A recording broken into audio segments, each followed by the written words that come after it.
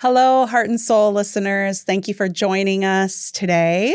Today is an interesting day and a first for us. Mariah is off at a bougie photo shoot, having the time of her life, and we have a recording without her. And normally we wouldn't really do this, but we have such a dynamic guest today who pretty much interviews herself. Really, we are just not even needed. And so it's just going to be me interviewing today, but also Mariah and I will be back with great other podcasts next time. So we're not going anywhere. We just thought we'd try it this time. You let us know how you like it. I hope you enjoy today's guest, Danielle Thralow. Amazing, amazing story. It's a little bit longer podcast than normal, but it's so many juicy good things in the podcast. Just listen up, and if it goes a little long, pause it and come back to it. Oh my gosh. I hope you enjoy, and Mariah and I will see you next time. Welcome to Heart and Soul, the podcast where we empower and inspire women to lead their best lives, harnessing the power of their hearts and souls. We are Mariah And Monique, your hosts and guides on this journey of self-discovery and personal growth. in each episode, we will dive deep into topics that matter most to you, from self-love and confidence to career development, relationships, and everything in between. We believe that every woman has a unique strength and inner wisdom waiting to be unleashed.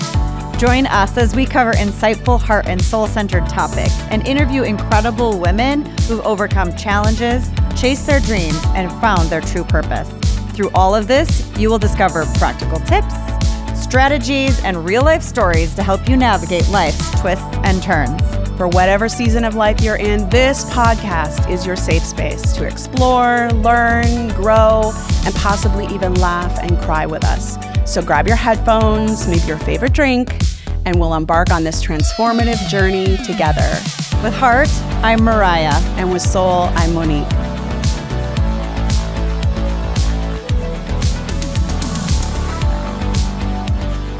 If you're not inclined, like, whatever, we'll just let it flow naturally. Yeah. Okay. I just really want to. I really prefer an unnatural atmosphere. You like scripted? Yes. Okay, well, then you can do scripted on your own, whatever if we don't you have want. perfection, I'm out of here. I understand. Well, hello, Heart and Soul. It is me, Monique Forcier. I am here alone today. And I am so excited to be speaking with my guest today. She is a phenomenal human being that is actually my neighbor. Because I live like the best neighborhood, I guess. And we first met in the neighborhood. She was kind enough to invite me over for like a dinner party and got me drunk on her amazing wine in her cellar and asked me all these really hard questions. I was like, oh, I like this person. And just has an amazing story, is an amazing person. And I think that it's really important for us to showcase and talk to people who are going to inspire you to live your true, authentic self and to go for your dreams. And she is definitely the person who's done that. I feel like you have pursued your happiness. Would you not agree with that? Yes, that's fair. Okay. Yes. So Danielle, please start at the beginning and tell us all about yourself. The beginning. Well, I was born in Illinois, but I really grew up on a farm. Oh. Yeah. You didn't know that? I think maybe I've heard this at your comedy. Yeah, well, it's true. Okay. So you're a farmer. I grew up on a farm, and that was hard. Yes, farms are hard. It was so much work, and I'm lucky to have all my limbs.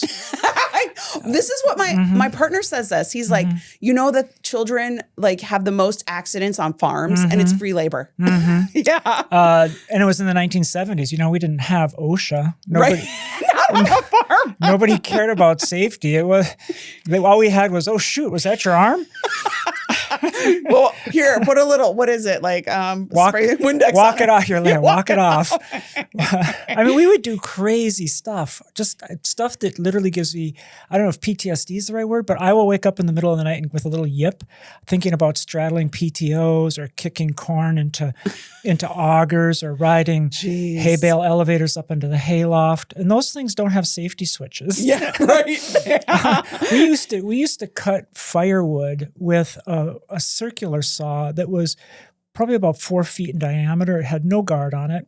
We'd do it in the middle of the winter with ice on the ground, and we would stand next to it with two of us on each side. God. And we would cut these big, logs because we heated our house totally with wood. And then it was run by a belt off of our Massey Ferguson tractor, and that belt was probably 25, 30 feet long, and it would start to slip. So then you'd take some pine tar and you'd grab it with your fist, and you'd put your hand between the spinning belts. I'm not making this up. Oh my God. And you'd rub that pine tar across the belt to give it a little more stick onto that PTO so that it wouldn't slip when it was catching in the wood. That's Dangerous? just one thing. That's just one thing. That's just a Tuesday. We would ride horses. I mean, it was also beautiful because we'd ride horses bareback. I was such a good horse. We full gallop, bareback on an Arabian horse down to the river. We'd go swimming, ride that horse back. It would run faster back than it went to the river. But how many people are paralyzed? We know helmets. Yes. We'd ride through trees with branches. It was just, you're a kid. You just don't think about that stuff. Yes, right. Yeah. Well, you don't know any better, right? Yeah. But it had to be a little bit freeing too.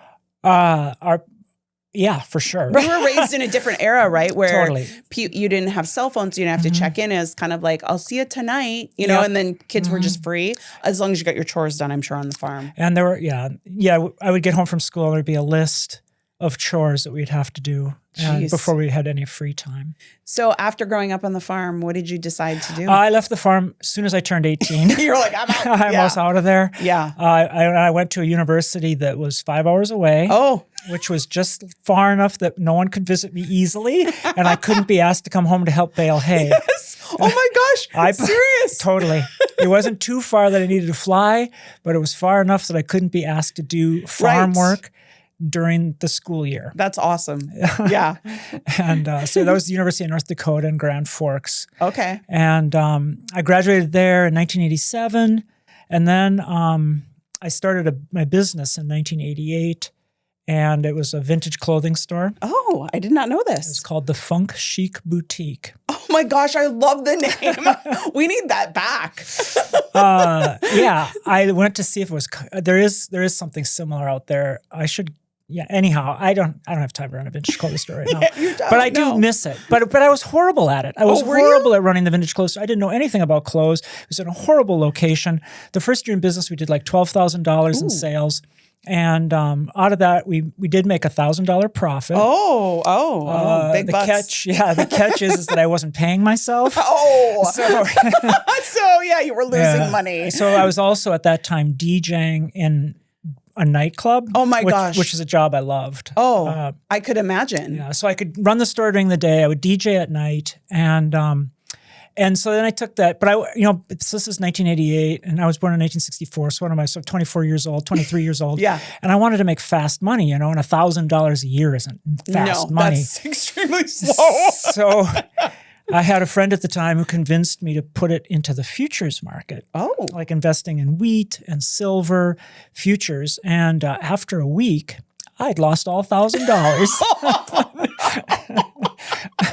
Yeah, fast money. But luckily, because I just graduated from the University of North Dakota, people thought I was a good risk. So I was getting all these credit card offers. Oh, yes. Yeah. So you were like, okay. Yeah. So I'm getting cash advances. I'm going to make that $1,000 back and then some. So I kept investing in the futures market. And after 6 weeks, I was $50,000 in debt at 18% interest. Oh, ouch. And I had a store that was generating $1,000 a year in revenue. It was going to take me 50 years if there was no interest to pay off that debt. This is awful. By the way, wait, this is a happy ending story, right?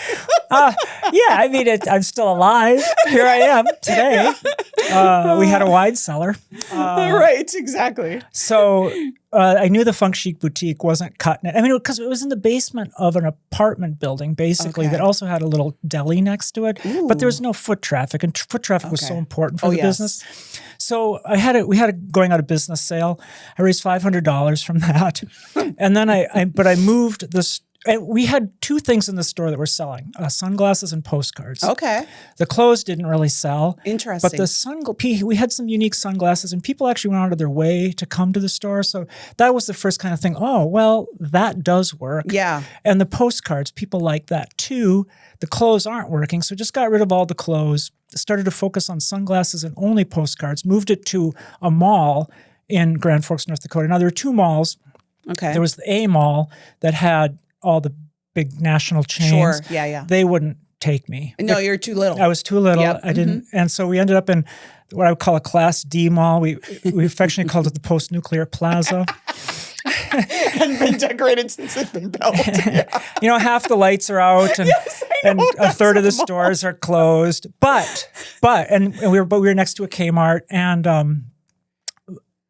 and foot traffic was better. Okay. So then that next year in that mall, I did $27,000 in sales. Just on these two items? Just on sunglasses and postcards. Wow. Yeah, and I couldn't get any of the big brands like Varney or Revo or Ray-Ban or Oakley at the time. And so I was only doing it with cheap sunglasses. Right. And that's impressive. it was. But the great thing about that too is they had great margin. Oh, I bet they did. So yeah. the profit, I think that year, I was able to make tiny payments to the credit card companies. Oh gosh.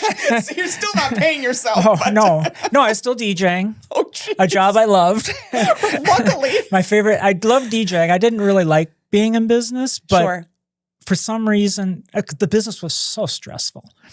Yeah, business is stressful. And yeah, it is. Yes. And DJing was not stressful. No, even though it's a business, it's fun. It was partying. Well, I also got a paycheck.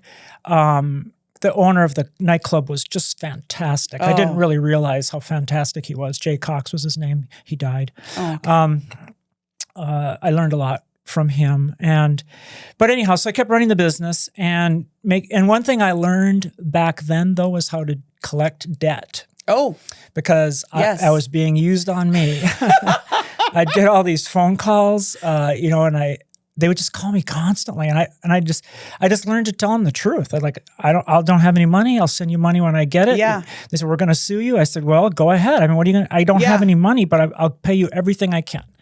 And eventually then I learned about the Fair Credit and Collection Act, and I was able to send them letters that said, don't call me anymore. Oh, wow. You can only communicate with me through a letter. I will read all your letters. Wow. But I don't want you to call me anymore. And they had to stop. Wow. And so I didn't get any more phone calls, and I just made these payments over time. And so then about 1992. So you're doing this a while. Yeah. 1992. This was in Grand Forks, North Dakota, and a lot of our customers were Canadian. Okay. And they would come down to Grand Forks, and they would buy liquor, cigarettes, and clothing they could wear back across the border because you could take $1,000 back across the border without paying taxes. Their PST and GST taxes were so expensive, like 25%. So they would save at least 25% on everything they bought, alcohol, cigarettes, and anything they could wear across the border because they would tear the tags off and not declare it. Oh, sure. So, but then the Canadian government was getting wise about how much tax revenue they were losing, so they cut it to $100. Oh. Plus, then at that time, the exchange rate was shifting. So our revenue in Grand Forks started to decline. I think in the second year there, we did $50,000 in sunglass sales. Oh, wow. Like around 1991. That's impressive. Sales were growing, but every penny went to either go to new inventory, operating expenses, or to pay off that credit card debt. Sure. I wasn't paying myself anything. My goodness. And so there was this freight train coming of declining sales because half our business was Canadian. Okay. And so I started to look for another place to open a store. And I wanted something that had the same attributes kind of as with Canadian traffic, but not so reliant on Canadians, but more on tourism. Yes. And that's where I started to look at Duluth. Okay, makes sense. So I came to Duluth and opened a store in 1992. September 1992 was in the Holiday Center. And and I did all the work myself, all the remodeling, and got in trouble for that because apparently there's codes and things. Apparently you're supposed to get permits So and yeah, codes. the city inspector came over again. Who did this wiring? I did. You can do that in your house, but not here. So I had to hire an electrician, and I'm broke. But right. You still have credit card debt. Yes. Jeez. Things started to continue to grow. Good. And in 1993, I was kind of into computers. I didn't own a computer, but I enjoyed reading about computers. And I was reading a magazine called PC Magazine. And it told me about this. So one of the biggest problems with a business is marketing the business. Yes. And how to know if that marketing is working. No kidding. So, you get your sales are up 10% and you're like, well, is it because I'm a better salesperson? Is it because I have more inventory? Is it because I've got great marketing? Right. Is it all these variables? You've got this secret sauce. Yes. And you're afraid to mess with anything because sales are up 10%. And so, I started doing billboards on Central Entrance. Wow. I was doing some radio ads and of course couponing. We had this one thing called FaxNet. You ever remember faxes? I've never even. Oh yeah, I do remember faxes. Fax machines. Yes. We would literally fax all the businesses in downtown Duluth, and a coupon would pop out of their fax. It was like spam faxing. Serious? And the coupon would pop out, and if you brought the coupon in, you get a discount. You could track that. That's amazing. I didn't even know that existed. Yeah, you could track that. So that was one thing I loved because I knew where it came from. Yeah. How much money I was making off of each one of those. And so I kept paying that guy. And at this time, I was also reading about the this new phenomenon in 1993 called the World Wide Web. Oh. And it was the promise of the World Wide Web was that not only would you know who would walk into your store, I mean, you'd know if someone saw an ad. Yes. It was called a banner ad back then. You'd know how many people that got in front of, and then you'd know how many people interacted with it or the click-through rate.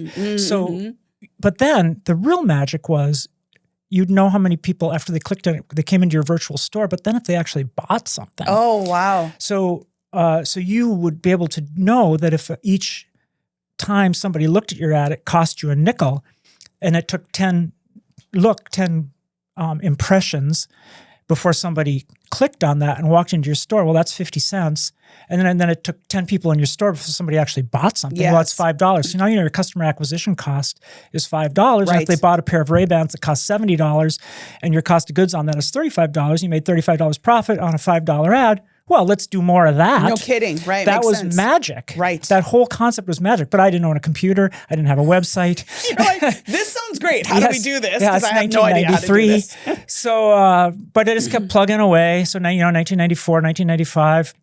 And I did have a partner at the time, and we were not getting along. Oh, no. And we didn't get along. And so, and the business was struggling. We were losing more money. I was still $50,000 in debt. Oh my gosh. So not making any progress on the principal. I mean, 18% interest. Yeah. And so I'm just barely keeping the creditors at bay. It's 1996. I'm just so stressed out that I can't even sleep. I'm sleeping. I mean, I can't imagine. I was sleeping an hour a night. I was seeing shining lights and flashing lights. And I went to see my doctor, and I said, I think I'm having a heart attack. I did. Yeah. I thought I had multiple sclerosis, or I was having a heart attack. And he said, well, and he gave me an exam and blah, blah, blah. And he said, well, you're not having a heart attack. Oh. Have you ever tried Prozac? You're actually having, emotional issues. Yeah. I said, well, whatever. I need something. Yes. So he wrote me a prescription for Prozac. What a turnaround that was. Really? Oh, great. I don't, how much was it, the Prozac? I don't know what it was. But then in October 1996, I went to my partner and I said, look, I knew that his family had resources. Okay. So I said, the debt's in my name. It's all in my name. And he was the one who also encouraged me to do the futures market. We were in that together too, but it was all in my name. Okay. And I said, I would like to walk away from this business, and I want you to just take over the debt, pay off the $50,000, get a loan from your family. You can own the business. It can be all yours. Or I want you to walk away. Oh, brave. Very brave. Turning point probably for you. It was. He chose to walk away. Now it was my business. Oh, wow. And that was a big deal because now I didn't have any excuses. Right. It's all on you. Yep. Right. I didn't have any excuses after that. And And so then so that was 1996, probably the darkest time of my life. I can imagine. And felt really alone, I bet. I was afraid to open my bills. So the bills would come, I would set them on the desk, and I wouldn't even open them because I didn't think I could pay them. Wow. And there was that point then that I was able to finally, I was responsible for everything. Yes. I opened the bills. I started to, keep a spread. I knew exactly how much I owed. And you took control. Well, yeah. I mean, Right. Because no one else could. Right. You're forced to. Yeah. And so, and then also at that time, so I was able to run the business more efficiently. Sure. And I was able to keep track of things better than we've been keeping track of it. I was able to make decisions quickly on marketing or not marketing, on inventory that we'd always argue about in the past. Sure. So now I could just make those decisions. And then also a magical thing happened was that a guy walks into the store who'd been running the FaxNet program, and he said, I'd like to build you a website. Oh, wow. And I said, oh, that sounds fantastic. Yeah. I read about those once in 1993. Yes. I heard they're wonderful. I'm interested. Yes, and he goes, right. it'll be $500. Oh, my God. And I said, I don't have $500. I have $100. And he said, I'll do it for $100. Oh, my God. So there's your first negotiating tip. No kidding. Is just tell people the truth. Be And honest. be honest. And he said, I'll build it. So then he built this webpage. It was www.peeperssunglasses/tilde digitaldiscounts.htm. That was the first URL. My God. Try telling that to people over No the phone. kidding. And it was all text. There were no photos. Oh, jeez. There was no online ordering. There was no email, but it did have an 800 number. Okay.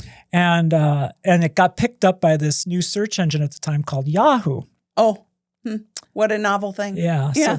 So I'm sitting in the store in Duluth, Minnesota, in the Holiday Center Mall. Yeah. Just not far down from here. 2 blocks away. And the phone rings, and I pick it up, and a guy goes, how much is your band round metal? I said, well, they're $112. He said, that's a great price. I'll take it.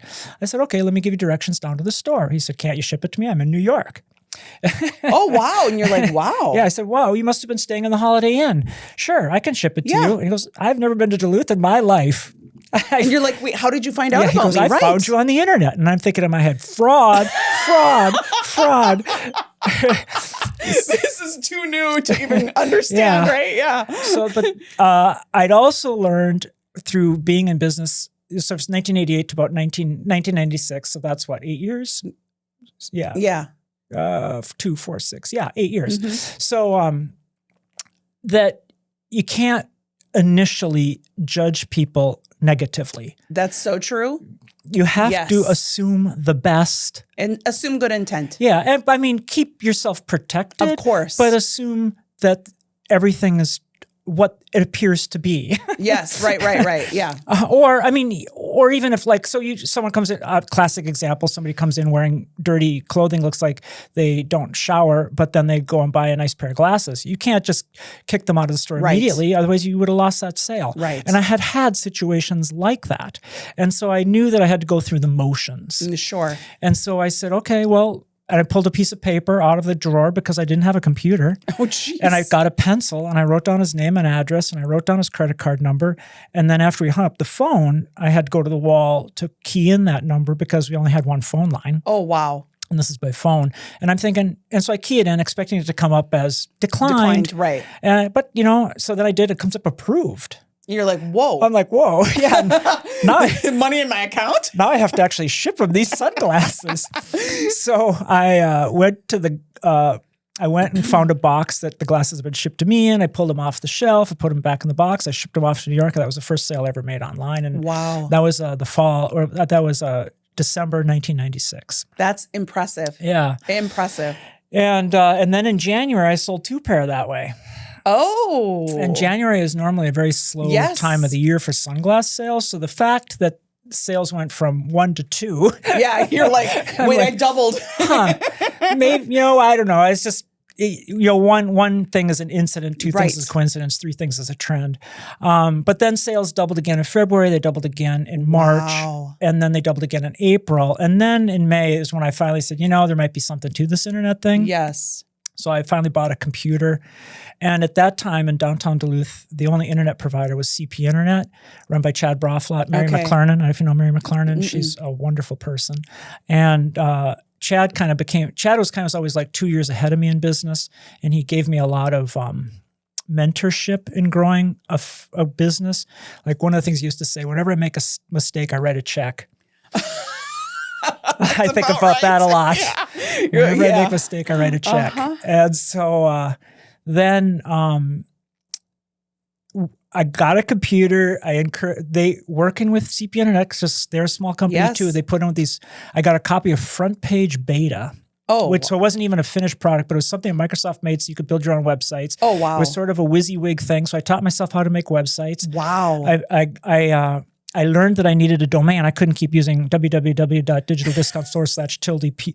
What's the tilde? The tilde is that little thing above the one. I know. You got to hold the shift to do the one. This is way before even people knew what's a backslash, forward slash, right? Yeah. Peeperssunglasses.htm.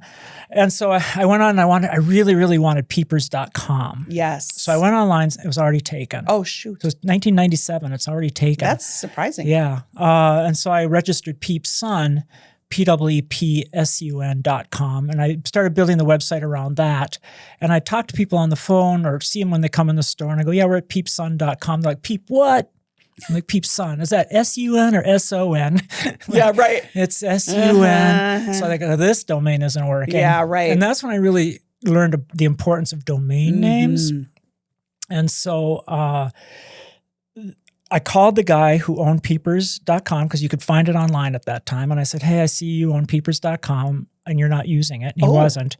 And I said, I'd like to buy it from you. Yeah. He said, well, I own a chain of strip clubs called Peepers.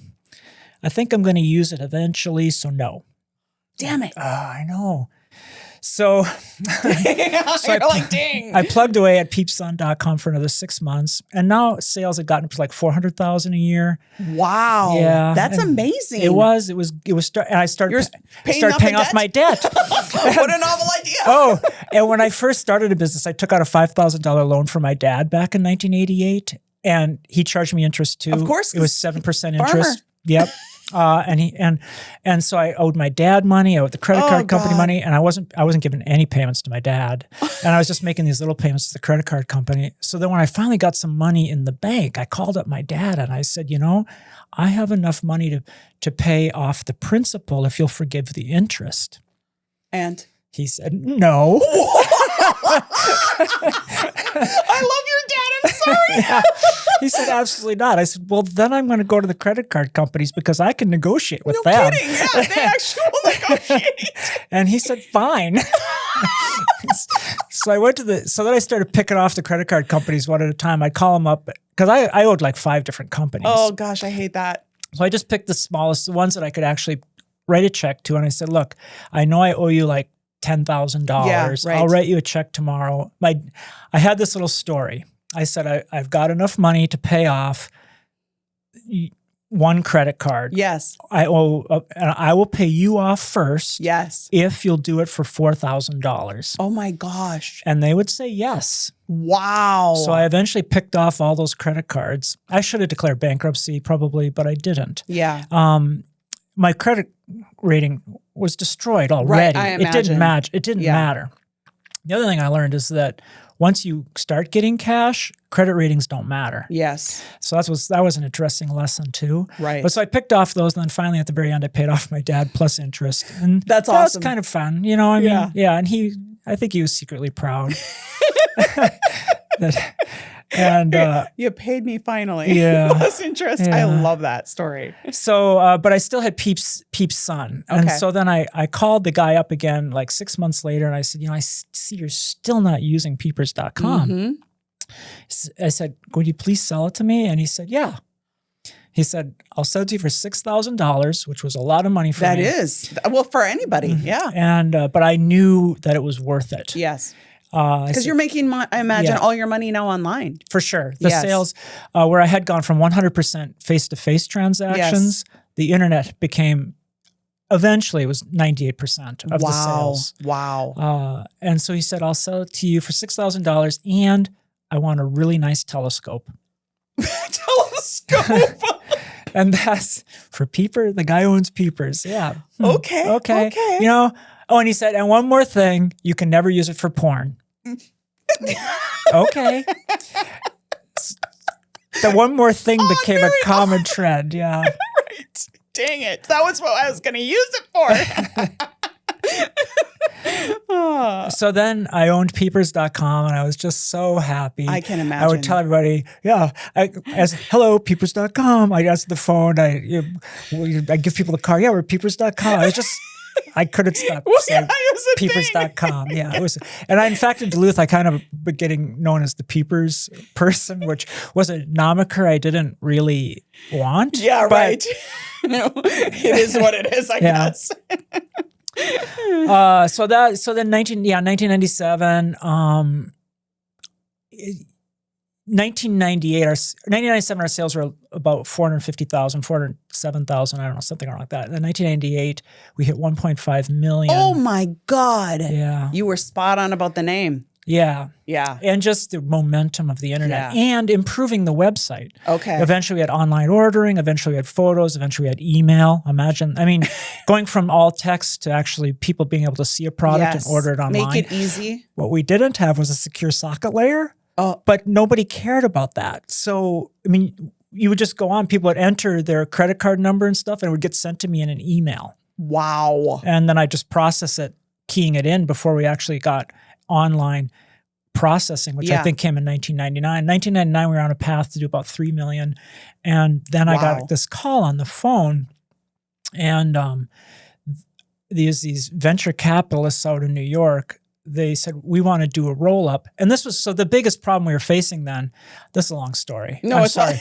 I love this story. Please, you're inspiring other people to follow their dreams. Okay. Yeah.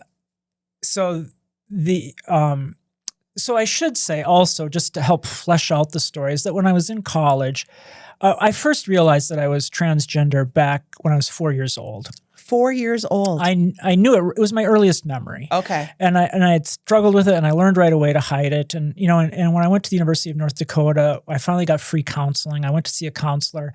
I told her. She said, "I don't think you should ever tell anybody that ever. You should keep that a secret." Yeah, totally. I'm so sorry. And so I said, okay. And so I kept that a secret. And so then I realized when I was in college that if I was ever going to ever be comfortable and be authentic, that I would need to make a lot of money because I'd have to go live on a deserted island. Oh, yeah, right. And I got to own the island. And I wouldn't be able to have any friends or anything. I'd just have to go be somewhere where other people wouldn't interact with me. That's what this counselor is making clear. And that's so sad because that's a person of authority. Oh, that's so damaging. Yeah. Yes. So that's when I was in college, I realized that. So I set this goal of how much money I needed to make. That's amazing. And that's kind of, so I had the three, I wanted to find somebody to fall in love with. I wanted to cure my transgenderness, however, whatever that meant. Yeah, right. Cure it. I just wanted to cure it, which is, so then in 1998, I eventually started going to 1998, because I got to afford it. I started going to the University of Minnesota down in Minneapolis, where they had the human sexuality department, because they were the cutting edge of research. And I just would go in there and say, I need to be cured. I can't deal. I'm losing my mind. So if you can just make me not transgender, please. And eventually, that's not really a thing. You can't make somebody not transgender. No, you can't change someone's identity, right? Yeah. So then I had to deal with that part of it. But and in 1992, I went to see that same doctor that I'd saw for that I later saw in 1997 for when I thought I was having a heart attack. Oh, so yes. I went and saw him in 1993, and I told him I was transgender, and he said, well, I'm not going to help you. Are you serious? Yeah. He said, I took an oath to do no harm. I've seen one other transgender client, and they did not turn out well. I won't help you. And I said, well, the standards of care have changed, I said. And I brought him the standards of care. And I thought, but then he read it and he did a 180. And he's still my doctor today. Are you serious? 30 years later. That's impressive. We have an amazing relationship. I'm so lucky that he was open-minded and actually learned about the science. Yes. And actually did the research. And then he did help me. Wow. And so kudos to Duluth, kudos to, at that time, I think he was at St. Essentia, and then he moved over to St. Luke's. And but just an outstanding doctor. I think he's getting near retiring. I keep telling him, don't retire. Yeah, I need you. Yeah, don't retire. That's amazing. So you had this benchmark in your mind of like, I need to make this much money so that I can figure this part of myself out, because I know it's going to cost me a lot of money. Yeah. So did you in 1998 kind of make that goal? I had a goal in 1998, and then I got that call from the venture capitalists in 99, and they wanted to acquire my company. And they said they would acquire the company. They're going to do a roll-up on the internet. And so this is where I would tell the story, because this is how the phone conversation went. They call up and they go, Mr. Thralow, we have identified your store as the #1 provider of sunglasses on the internet, or eyewear on the internet. And in my head, I knew that wasn't true. I knew that there was 2 other stores that were as big or bigger than me, but fine, I was listening. Yeah. And so we want to acquire your store. We'll keep it in Duluth. We're going to buy a bunch of other stores. We're going to bring them all to Duluth. You can run it, and we'll write you a big check. Wow. The big check at that time was $1.5 million is what they offered, which wasn't enough for what the business was doing. Yes. But I was listening.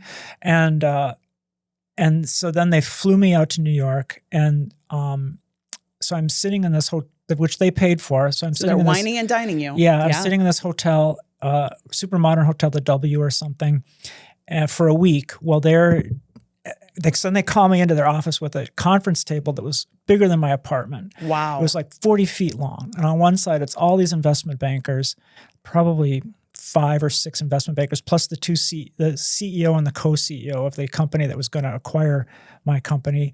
And they start just beating me over the head. Like, what do you want so much money for? You want to buy a house on Lake Superior? What do you want? Why are you doing this? Wow. And I just said, well, the multiple on this should be, I think the number I had for the multiple was 9 or 10 million at that time. And they're good for you.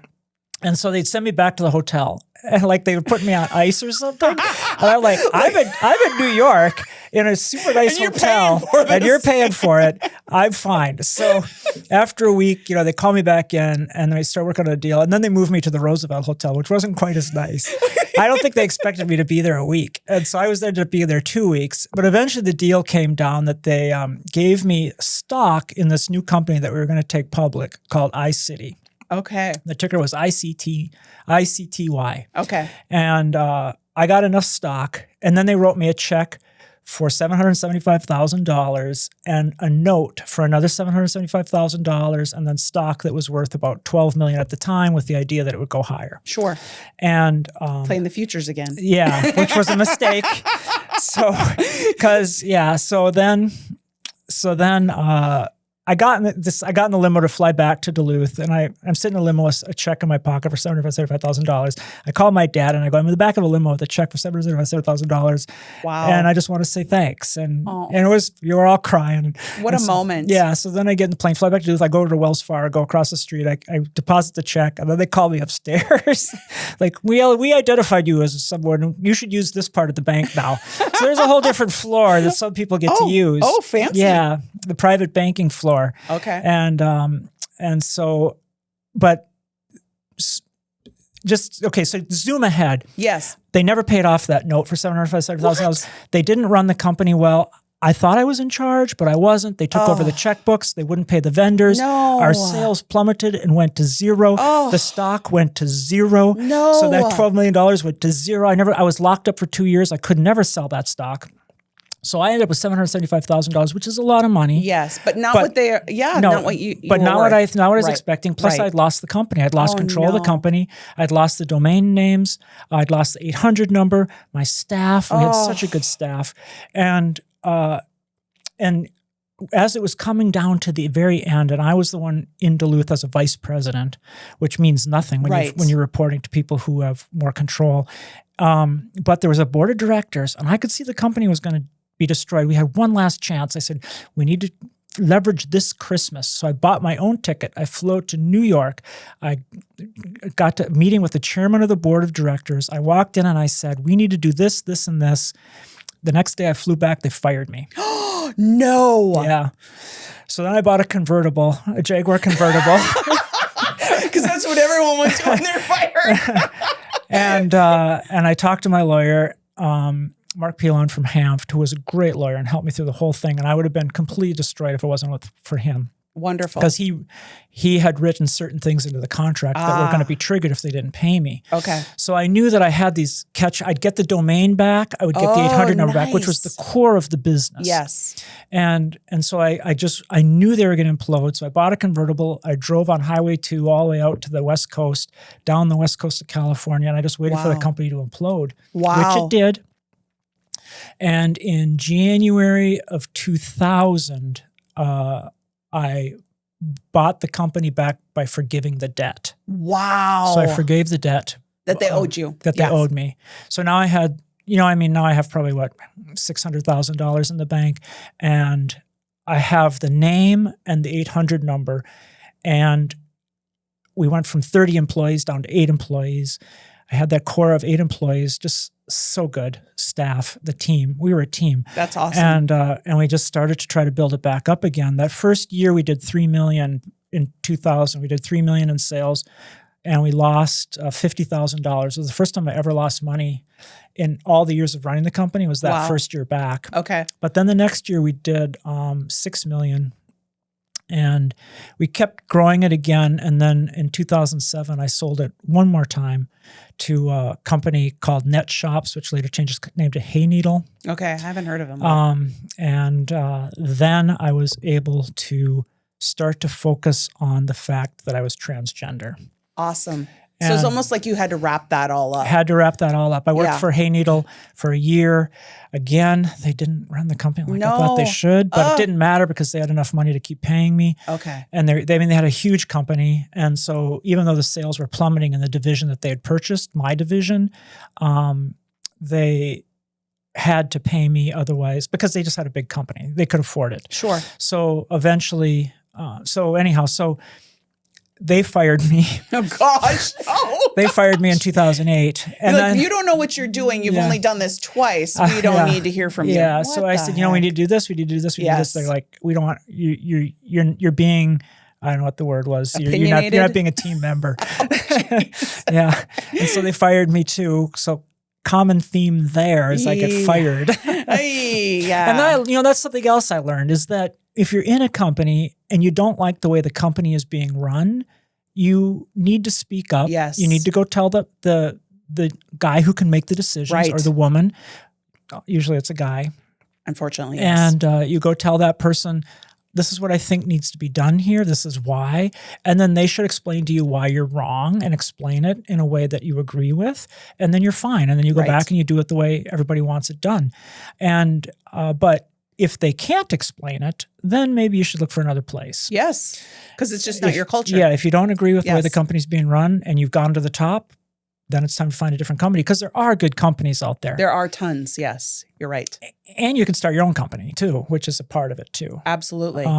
So then so at the time I was married, and part of our deal was that, we had talked about me being transgender before we got married. Okay. And then again, when we had kids, we talked about it again. And, I didn't want to have kids because I didn't think it would go well for them having a parent that was transgender. Sure. And she said, no, we're going to have kids. And once we have kids, then you can go through the medical process. Agreement. We had a deal. Yeah. And then, so we had kids, and they're such good kids. I've seen them. They're pretty sweet. They're such good. They're hitting out of the park. I was wrong. Yeah. Well, it's kind of like one of those things like you don't know until you have kids, and then you're like, oh, okay, it is a big deal. I was wrong. And so many good things came out of that marriage. Yeah. But it's then after we had kids, I go, well, now it's my turn. And my ex bought a ticket to California for both of us and the kids. And we all flew to California, and we saw the best doctor in the world at the time. Wow. And he said, okay, this is the treatment plan. And she just started crying there in the office. Oh, shoot. And she said, I can't do it. And Oh, I said, no. Oh, okay. Oh, so it wasn't the kids. No, well, at It this was- point, Yeah. I mean, I think sometimes you start up a mountain and you have every intention of reaching the top and the air gets thin and you go, oh, Yeah. I'm turning around. you can't do this. Mhm. And so I waited 5 more years. Wow. So now it's 2012 and I'm hoping that we can reach some sort of compromise. Yes. And we just couldn't. And so, Oh. so we I'm sorry to hear that. we were divorced in 2000. Well, we separated in 2012 and we were officially divorced in 2014. Okay. And that's when I really started then the medical part of the transition. I feel like my transition started the day I was born. Yes. But there's the internal part, and then there's the external part that everybody sees. And So it's how the world sees you, Yeah. not how you see and yourself. so many people judge people on appearance. Oh, it's unfortunate, but yes. And so for a few years I tried, well, actually only for 7 months. For 7 months I tried being a ambiguously gendered person and Okay. just trying to be that. Uh-huh. But I couldn't take it from the reaction I was getting from Oh. people in grocery stores, everywhere. And I mean, just every day, it was difficult. Yeah. The judgments are really challenging. I can only imagine. The comments. Yes. Anyhow, so even the positive comments would be sort of patronizing. Mm. So I would take little steps in surgery and things, and I would get easier. Mm. The more I Like started, outwardly, it would get Yeah, easier for you yeah. to deal with other people. the more I started to fit a certain stereotype of what we like our women to look like, Mm. things got easier. I understand. It's a stupid game we play. It is. Yeah. And so whenever I see people being critical of women who are getting plastic surgery or anything, trying to make their appearance better, I go, you don't know. Yeah. You don't know how much more money that's going to mean to that person, how much more of an easier ride. And also, I mean, I felt like I was always a liberal, positive person, whether it was in the hiring process or just not underestimating people. Yes. But even now I see how much ingrained prejudice I had. Oh. I knew that sexism was an issue all my life. I mean, ever since I've been considering the concept, but I always thought it was a small issue, just a little bit. Mm. It's so much more. Yes, Even in it's a that. liberal society like Minnesota, it's extensive. And I've even tried to quantify it, and I've written jokes about it. Like Your jokes about it are actually really great. Thanks. I think they are so smart. The way you write jokes are so smart. So then let's go on to that next Yes, step, which is please. so then after I mean, not when I was finished with the physical transformation, but during that process too, I started doing stand-up comedy. And then Yeah, and can you tell us, like, how did you decide to do that? Like, you know what I mean? Like, I sure can. because I have to say, I don't know that that's something I would do, right? You were totally a business person. Yeah. So there's a lot of aspects of it. And one of them is that I was terrified of the idea. So I was sitting at a funeral. I was sitting at a funeral and I thought of this joke. Oh gosh, of all the places. Yeah. Yes. And I thought, well, I can't tell this joke at a funeral. How is anyone ever going to appreciate the quality of this joke that I just wrote? I must have an audience. Yeah. And I thought, well, the only way you're going to ever tell a joke like this is to get on stage and tell it. And I'm like, oh, I'll never get on stage. Oh. I'll never do that. Uh-huh. So I'm sitting in the pew at this funeral. This is all the dialogue that's Yeah. going on in my head. And I'm thinking, well, why won't you get on stage? Well, because I'm terrified. There's no good reason. Well, you're terrified? Then you need to. Yes. And so that moment I said, you know what? I am going to get on stage now and tell this joke. I don't know when, but I have to. That's amazing. That's how you decided. Yeah. Oh my gosh. I love it. You confronted your fear. because it wouldn't kill me. And that's the other thing. That's a good point. That's the other thing I learned from running a business is that don't bet the farm if you can help it. Because I did that. I bet the farm on the futures market. Yes. Came back to bite me. I bet the farm on one ad campaign in 1991. I bought this ad in the back of the USA Today for $2,000, and I was going to start this mail order empire back then by sending out these catalogs. I sold one pair of sunglasses from it. Oh shit! One pair, total bust. Set me back a year at least. And so I just learned, don't bet the farm. And so I'm sitting in the pew and I realize that by getting on stage to do stand-up comedy, I'm not betting the farm. Because the worst that can happen is people don't laugh. That's a good point. Or right. You don't lose your name. Right. I don't lose a thing. Right. I get embarrassed. Right. And so I had no excuse.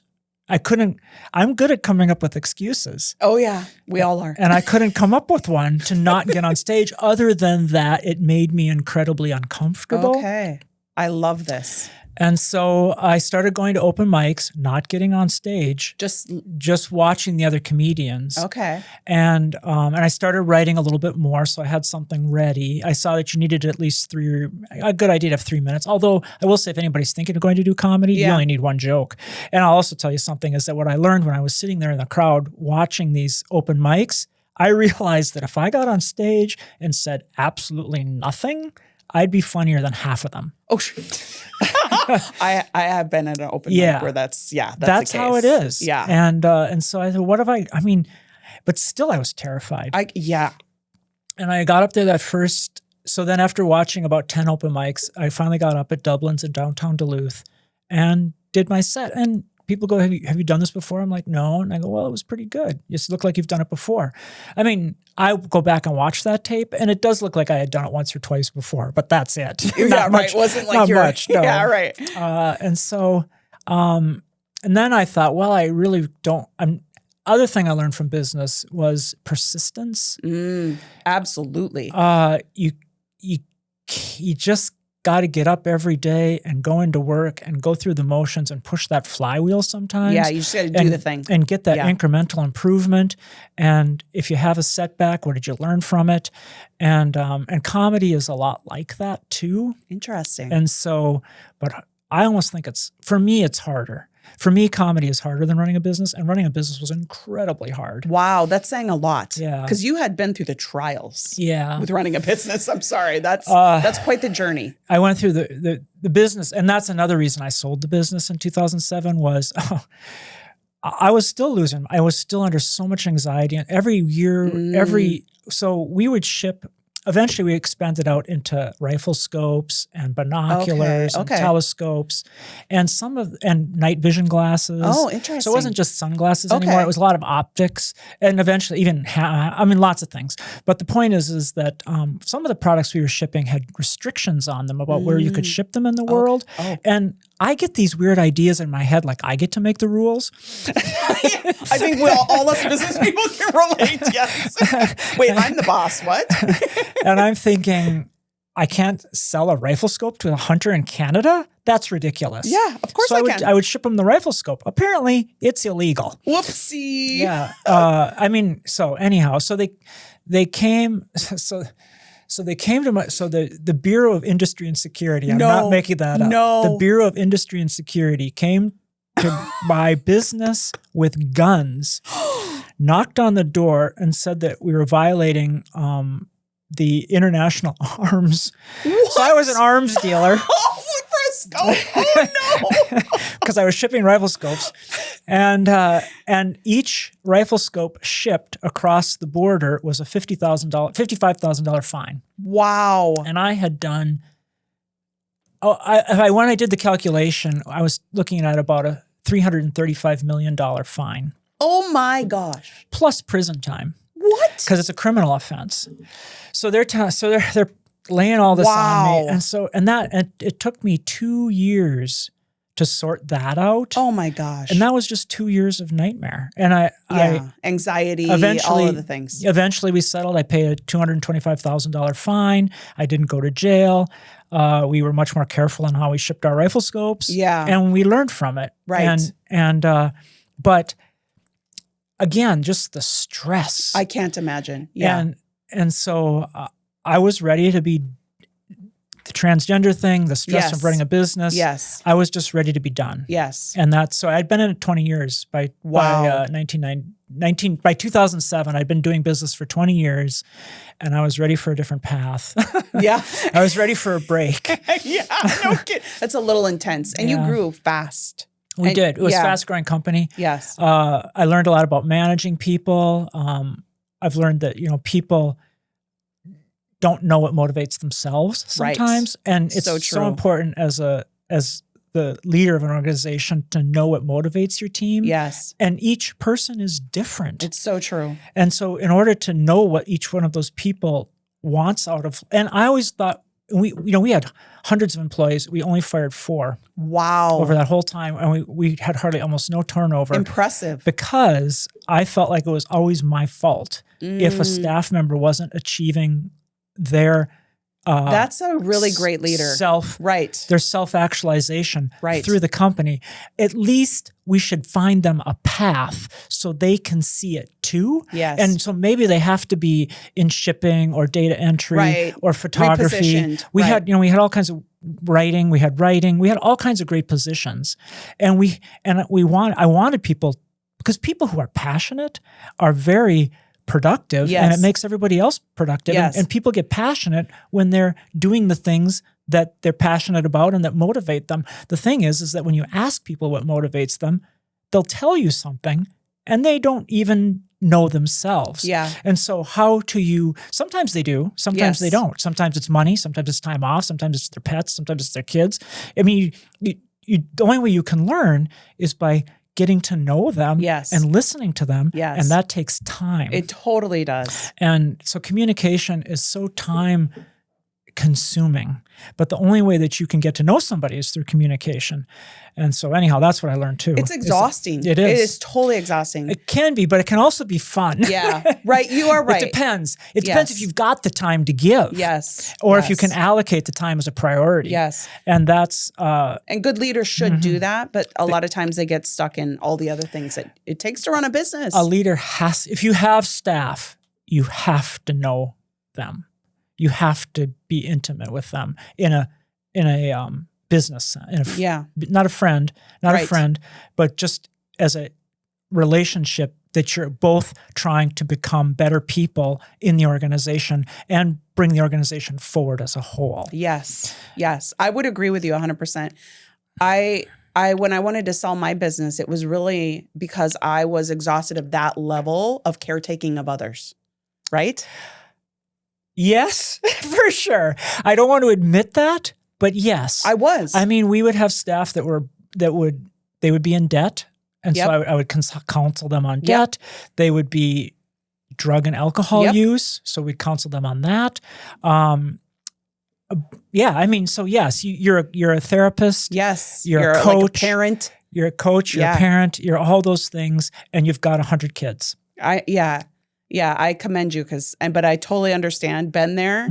And it's, it was like for my own peace of mind. You're right. The anxiety, like just the worry, the stress, and I didn't have to deal with, the government coming after the me. laws. Yeah. Or I mean, I'd been sued. I was sued 8 times. What? Mostly all of them were so at this time there's something called patent trolls. Oh. They'd go out and buy a patent. They'd just buy a patent. Like what they thought was, I have the patent for photographs on this. I'm not making this up. I have the patent for photographs on the internet. If you're going to put a JPEG photograph on the internet, you have to pay me a residual. Wow. Like, no. So then they sue you. Wow. And they sue you for tens and 20s of millions of dollars because you've got a lot of photographs up. Sure. And they think that they own a nickel for every photograph you have online and every day that you have it up. I had another suit because somebody said they invented the shopping cart.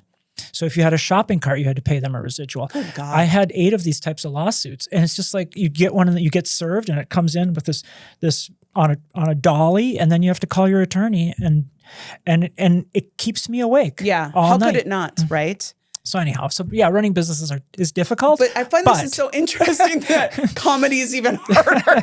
And comedy is harder to be good at for me.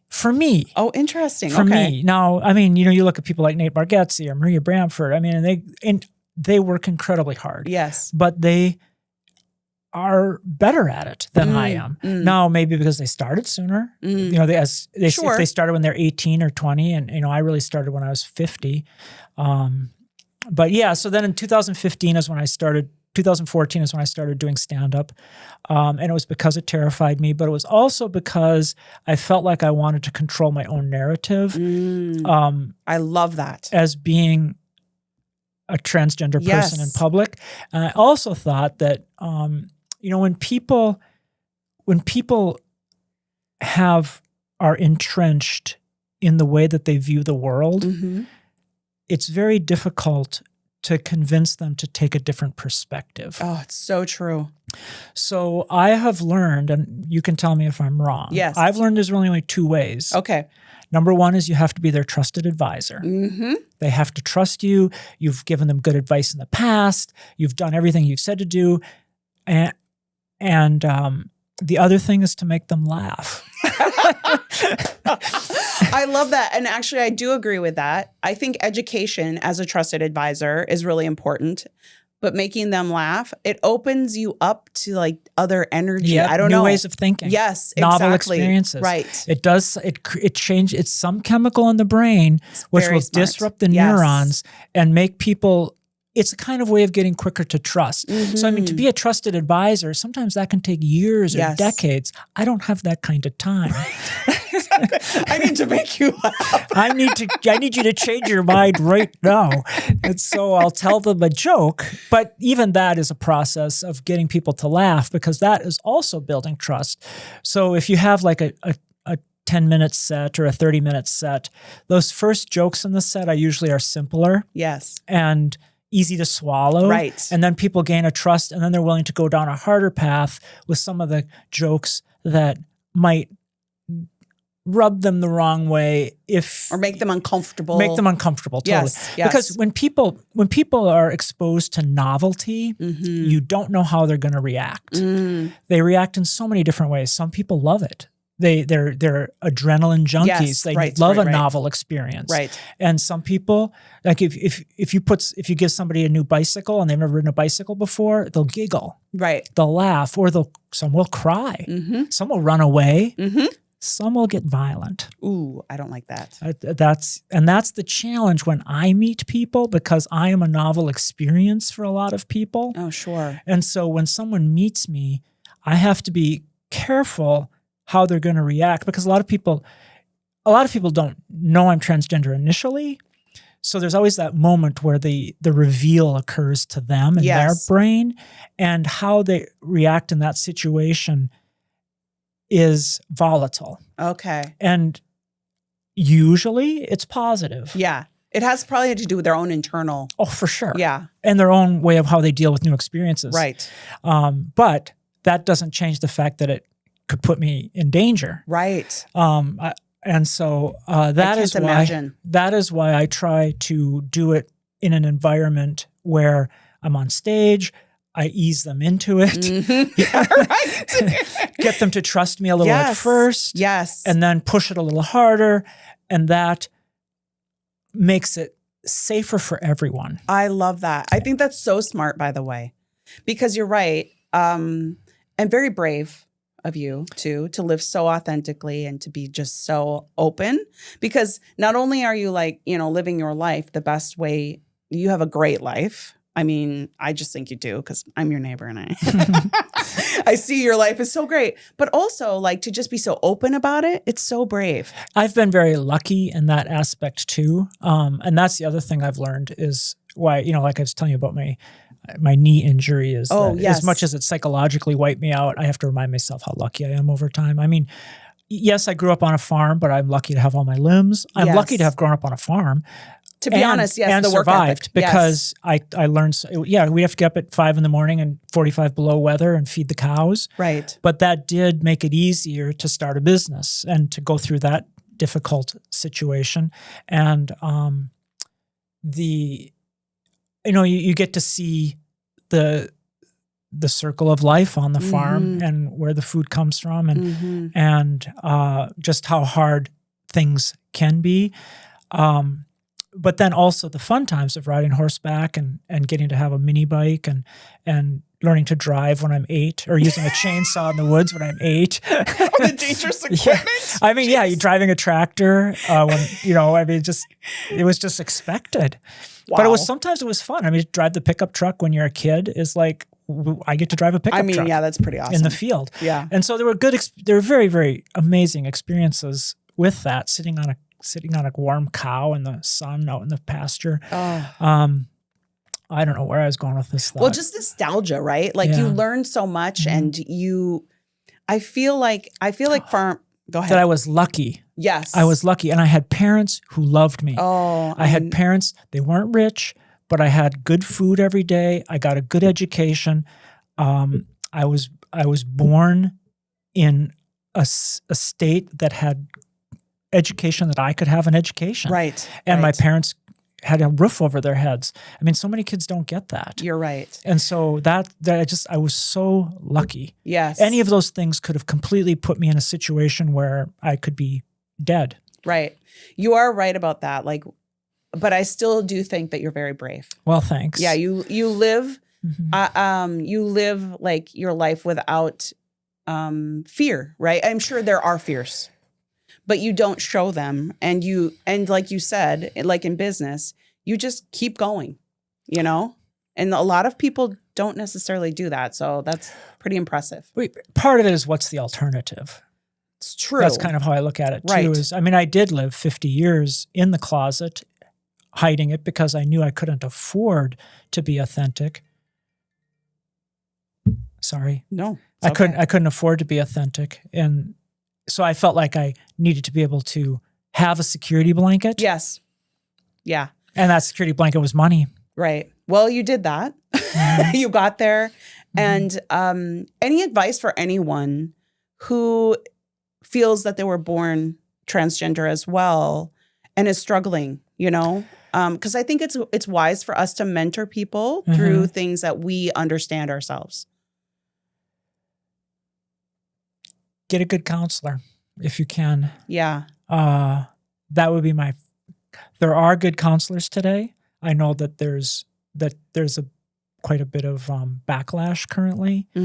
And that's sad. Yes. Because I knew when I was 4, my earliest memories, I knew. Wow. And so I know there are kids today that know. Yes. And I've met those kids and I've seen those kids evolve, and they are healthier and happier and alive because they got treatment.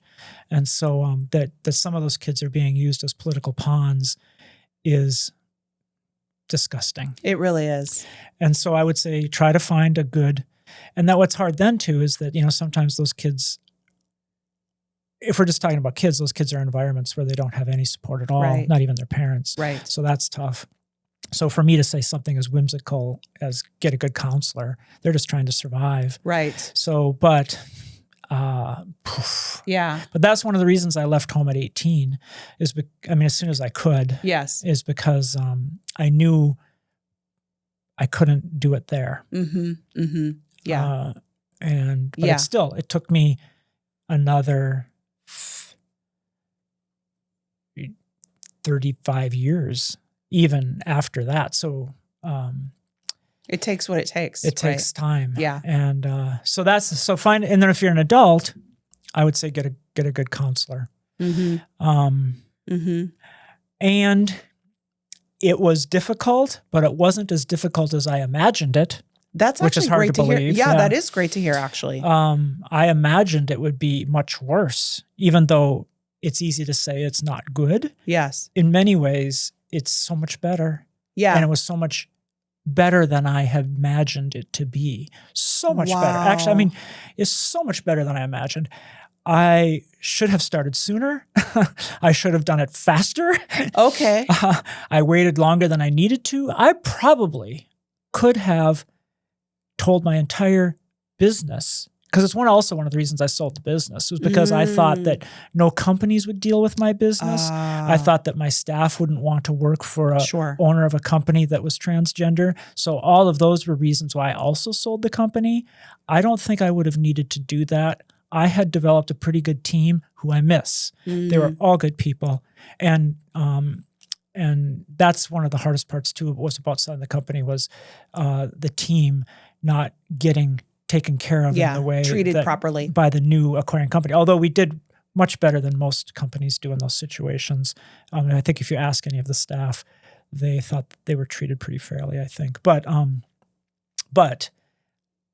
we were a family in a sense. I mean, we were a group of people that felt like we could do anything. Yeah. So that's one of the parts I miss the most. And I think I underestimated their ability to I don't know if love is the right word, but to accept me. Yeah. Right. I probably had won their trust over in the decade that I'd been running the company, that they would have actually appreciated it. And I didn't give them the chance. Right. But you have lived through a lot of social changes, from a doctor that said, I won't help you, and a counselor that said, don't tell anybody. Yes. So, right. So, I mean, it's easy. Hindsight's always 20/20 to look back and say, I should have. But I think we do really honestly make the best choices we can in the moment. Oh, I agree with that. Yeah. But so, I mean, people say, would you do anything different? For sure, I'd do things different. Yes. People say, oh, I wouldn't change a thing. No, I would change a lot of things. Yeah, right. You'd probably choose to live more as yourself sooner rather than later. Totally. I mean, to wait till you're 50. Yeah. Right? To totally I waited live. too long for that part. Right. But also, I mean, it was a different time. So I applaud you in that regard. I know I just, my own personal experience with, living authentically. My mom is married to a woman, but when I was 12, and I was really in a religion. So it was really contradictory, right? Like really polarizing, almost like, wow, you're going to do this and do this. And, it was during the AIDS pandemic. And I don't think people understand when I tell the story of how that worked and how Where's I felt. your mom today? She lives in Kentucky now. Wow. Yeah. With how her often and her does she wife. come here? She comes quite often, actually. She was living here. She sounds like a wonderful person. She is pretty amazing and taught me to really live authentically. But when I tell people, they're like, oh, okay, you were raised by two women. I'm like, you don't understand the time. Time does matter. Like in the 80s, when she decided to live the way that she wanted to live, it was a total different time. And there was a lot of fear and a lot of just society in general thought very differently. I got asked if I was a lesbian. For sure. And I'm just like, I'm like 12. You know what I mean? Like, what? It's just, so it's easy, sometimes to say we would have done things differently, but I don't know. Who knows? Who knows what the right option is? And we do the best we can. So I just have to say, you're very brave to live this way. Thanks. Yeah. And I appreciate you saying that. Yes. It's easy to brush off compliments. And yes. I do that well, but I appreciate you saying that. Yes. Thank you. It's so true. And to live so openly. It's the same bravery that my mom taught me, that my mom does, all people who, this not normal in our society, and choose to live authentically. I just applaud them. I think we need more of that so we can bust down like the way society thinks people should be. The other thing I learned from running the company was that the diversity made us stronger. Oh, it's so true. And it's really confusing to me when people don't see that.